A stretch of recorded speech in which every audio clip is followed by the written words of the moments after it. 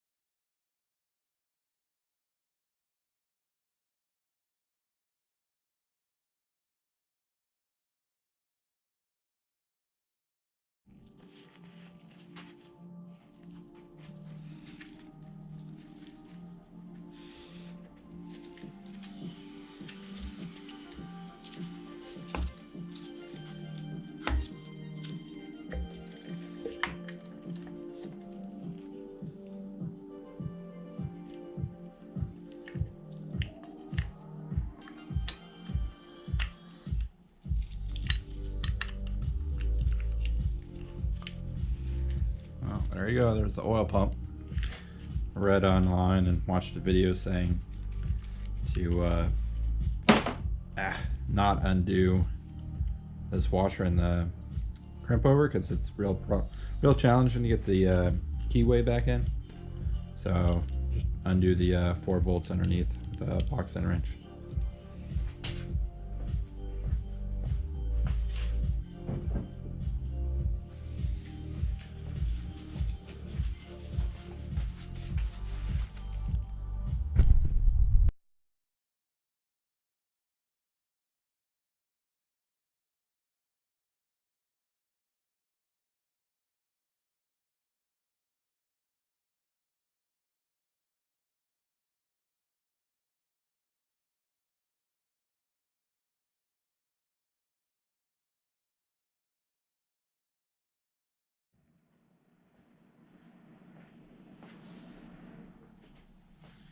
Alright, it's finally time to break free all the tension bolts and start pulling this thing apart. Should be pretty fun. Alright. Size of these.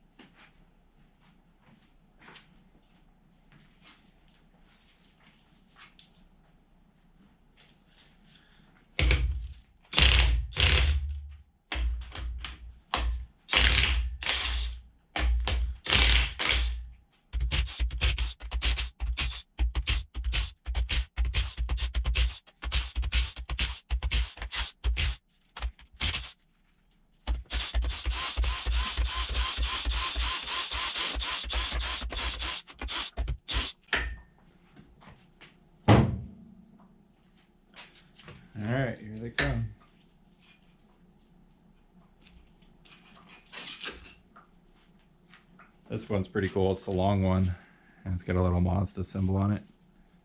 Just so you know, it's the unique one.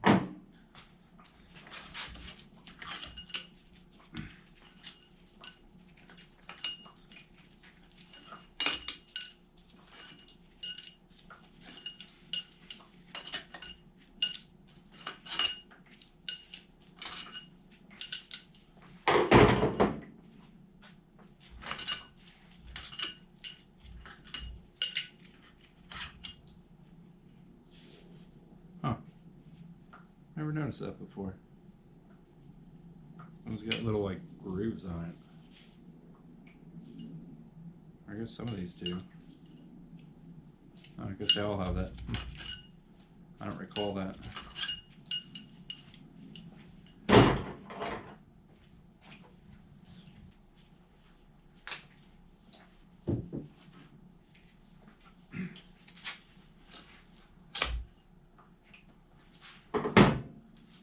Alright.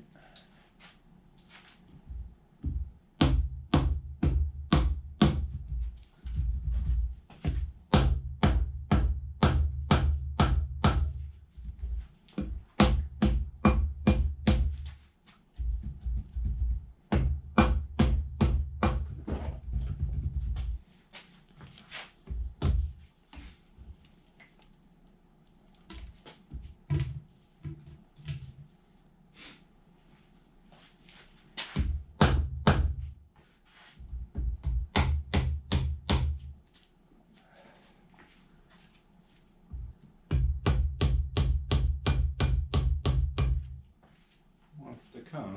Almost.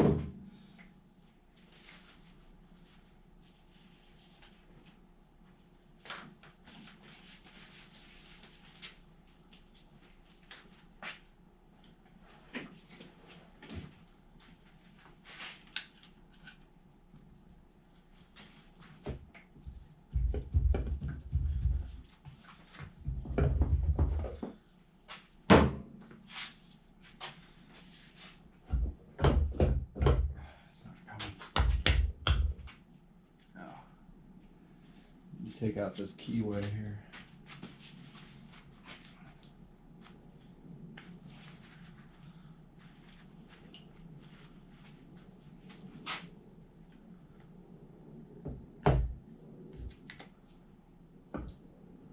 It doesn't want to come out though.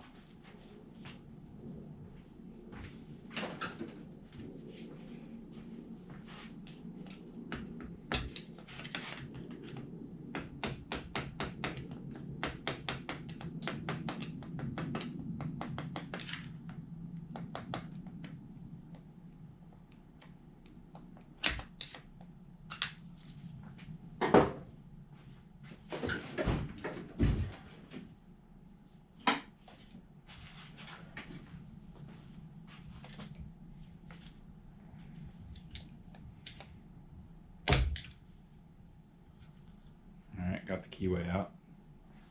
That wasn't letting the eccentric shaft drop down, so now it should be free to come off. There we go. Alright.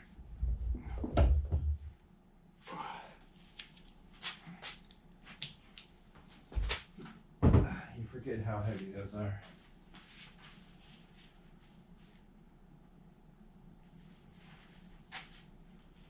Alright. Looks like one of the oil control rings came out, but that's no big deal. Looks like all side seals are they're free, but not very good. Could be better. Yeah, this one's stuck. But I mean, that could have happened when the apex seal went out. Because that'll definitely damage everything, so under compression like that. Alright, let's take the rotor out.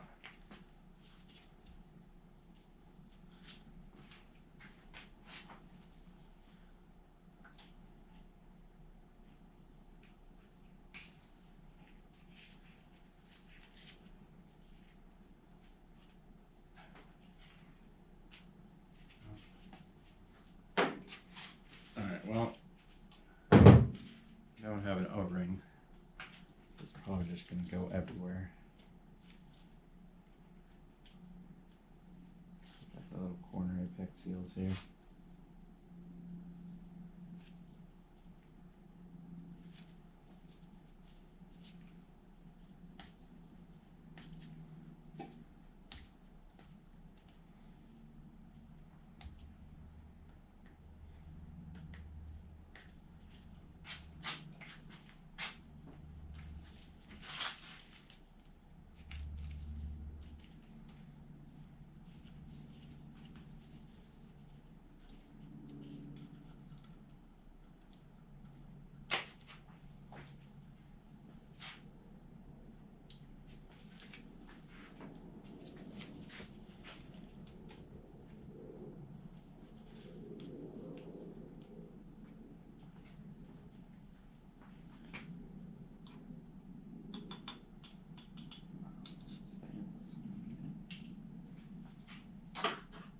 Alright, whatever. It's coming out.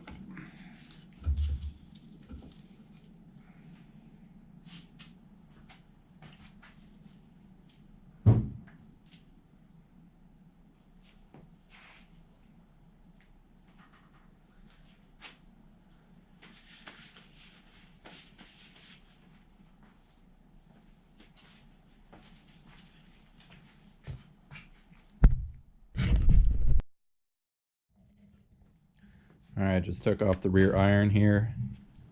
This will let us inspect how the housing's looking with the apex seal that shot out. This is the rear iron here. Looks in pretty good shape. Actually looks really good. I don't see any dents from apex seal coming in here.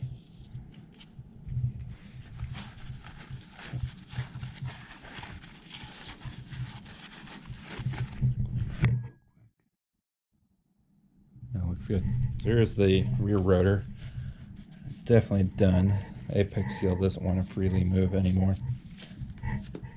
Pretty good chewing up right there. Little nick there. Yeah, this one's completely locked in there. Marks there. That's looks like part of an apex seal there. Yeah, this is the one that actually will let go. So you pull out the spring seal or the remaining bit.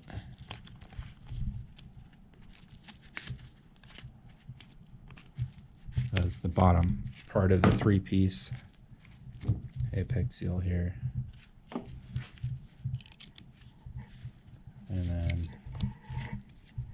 apex seal spring here and here.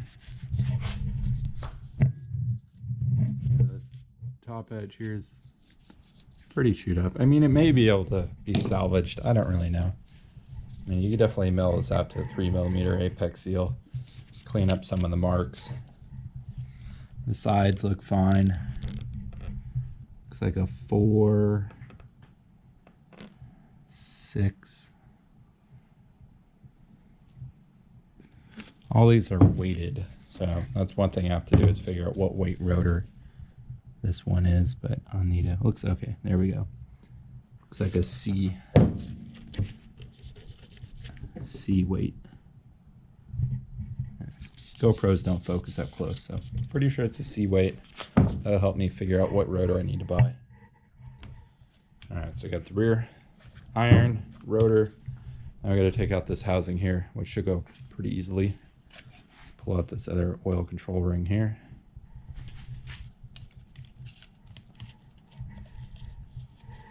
I'll just slap it right there. These side seals are pretty sticky. Again, this is a JDM motor that I ran, put about 10,000 miles on without a rebuild. So I'd recommend rebuilding a JDM motor right from the beginning. But I didn't do that. Looks like we got a little freebie apex seal there. This side housing, take a closer look when I pull it apart, but oh wow. Whoa, interesting. Looks like a lot of chatter right there. Maybe that's why it went out. Whoa. Maybe that's just right where it actually let go. That's weird because that would be, I guess, the top apex seal coming into the compression stroke at detonation, not the bottom one, which I don't know. I would expect that one to go. So it actually fired it backwards, and I guess that's right where it went. Could have been chattering from pre-detonation multiple times, and then finally gnarled up enough that just caught an edge on the apex seal, and there it went. Looks like the whole bottom here is pretty chattered up, and yeah, exhaust there is pretty bad. Yeah, there's another spot right there. All right, hook up the camera again, take this off, get a better look at it. All right, now we'll take off the rear housing. Should be pretty straightforward. So that, everyone's coming out.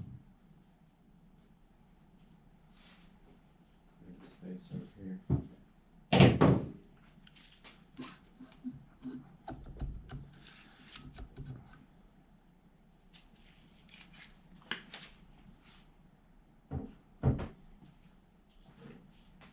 There's that.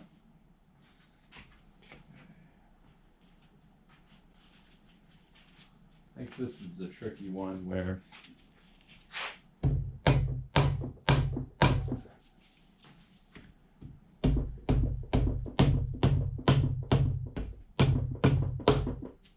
actually have to lift the eccentric shaft up to get this out of here. So, see if I got it broken free yet or not. Okay. Man, I wonder if there's.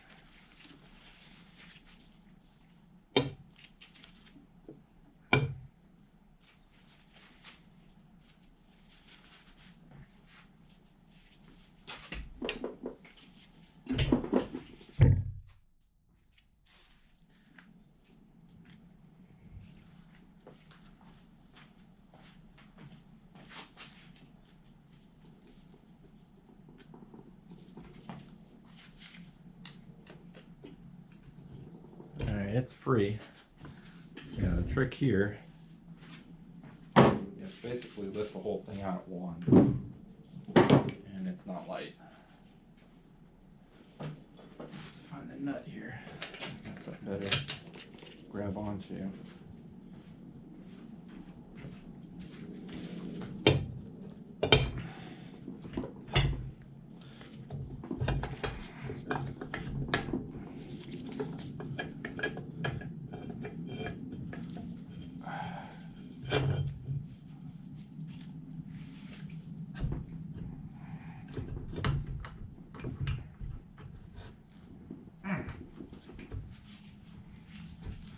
Dowel pins are not heavy right now.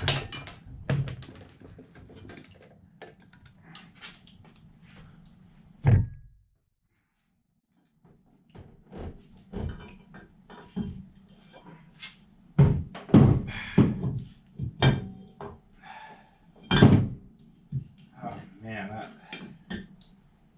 I'm pretty sure I did that wrong. There's gotta be an easier way.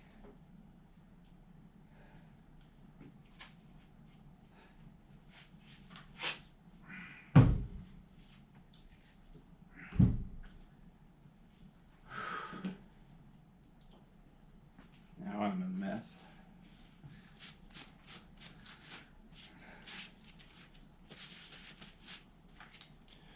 Let's pick up the bits that I lost here.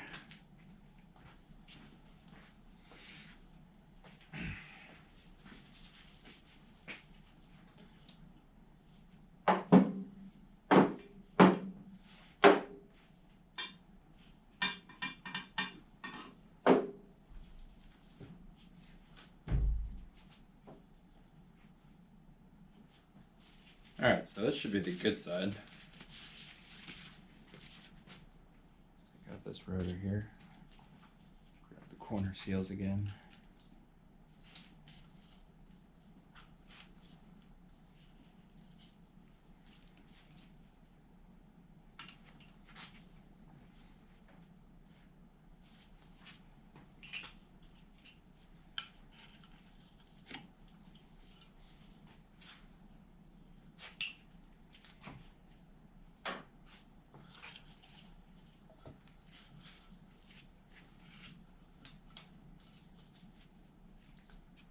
losing everything, but that's okay.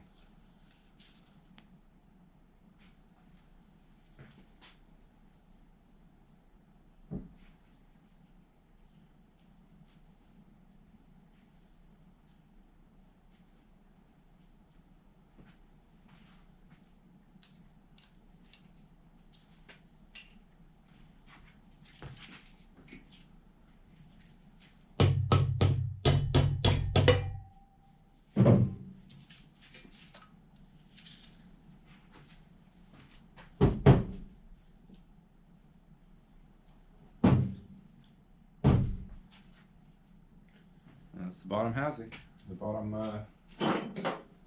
side iron. Again, quick look at this one.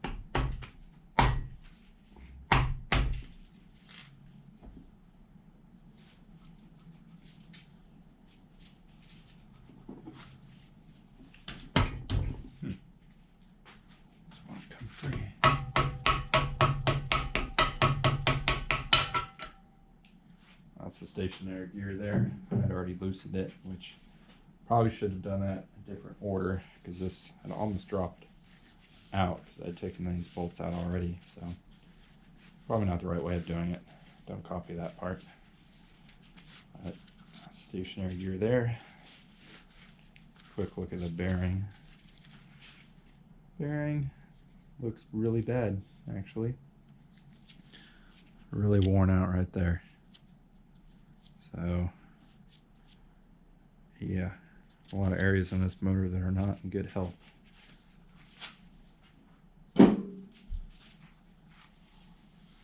But the expensive side irons are in good shape. Which looks like the water jacket right there is gone. Little pinhole right there, so it probably was leaking a little bit. This whole area through here doesn't look very good, actually. A little bit of carbon buildup, holding it all together. There's missing back here.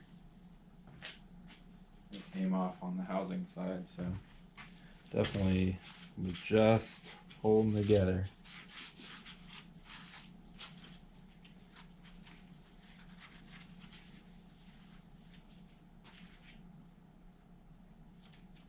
Alright, I'm going to clean up some of these parts and we'll take a better look at them.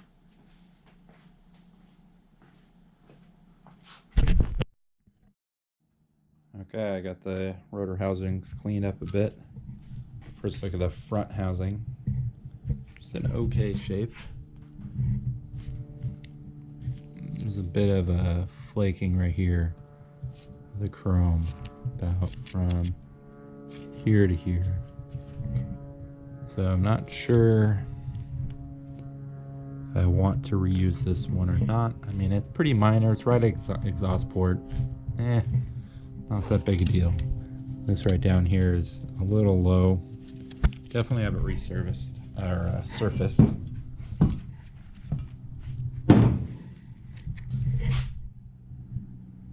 Looks pretty good. A little bit of discoloration right here, just from micro pitting that happens from the detonation. But real problem one here is the rear. So I'm not an expert, but there's a lot of chattering down here. It's a little hard to see, but right here, all the chrome right here is chewed away, and there's a line right through here. I suspect that's right where the apex seal let go, but there's also similar wear marks up on the top here. Again, I have a lot of chattering. Right here you can see all the chrome has been flaked off. And one line straight across right here. So, I don't know, it kind of looks like insufficient oil.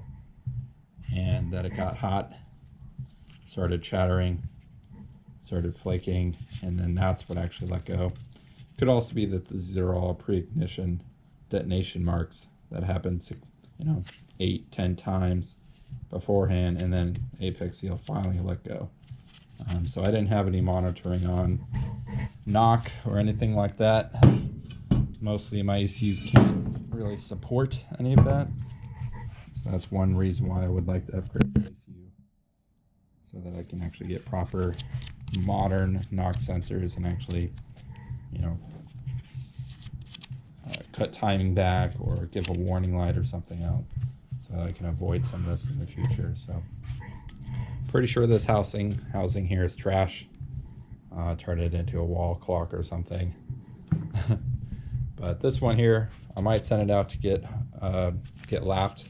It's like a grinding process they do to just, it's mostly like touching it up. It's not going to repair any of the chrome missing or anything, but it'll give a nice clean surface for the new apex seals to bed in properly and build compression earlier on. So again, side housing or side irons look fine. This one here looks pretty good. There's no nicks or anything. I'll run a flat edge across it and see if I have any low spots. This one here looks okay. This one here is also, I don't feel any edges or anything on this or this one. But the front iron here definitely have a little bit of raised edging right through here. So I'll inspect that and see if this is something I want to get surfaced, ground flat, to bring that back into spec or not. There we go. That's the full motor teardown. And now it's just a matter of getting the right replacement parts, putting them back together. Let's see, eccentric shaft here. Looks in pretty good condition. I don't see any heat or heat spots or anything like that. This back one here is a little marred.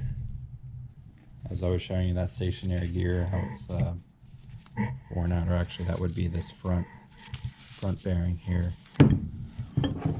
Stationary gear bearing is wearing out a little bit. One thing I'm going to do is a street port on this motor. So these side ports right here, I'm going to open these up. And they're little itty bitty guys right now. Same both sides on the intermediate housing. And the back plate here, open this one up. And also open this one up here as well. So that's your port. Alright, just see right through there. Just open this up all the way through. There's a template. Scribe a line out on the perimeter. Come in here with a grinder, Dremel, open that up, polish it up, get some more airflow, make some more power.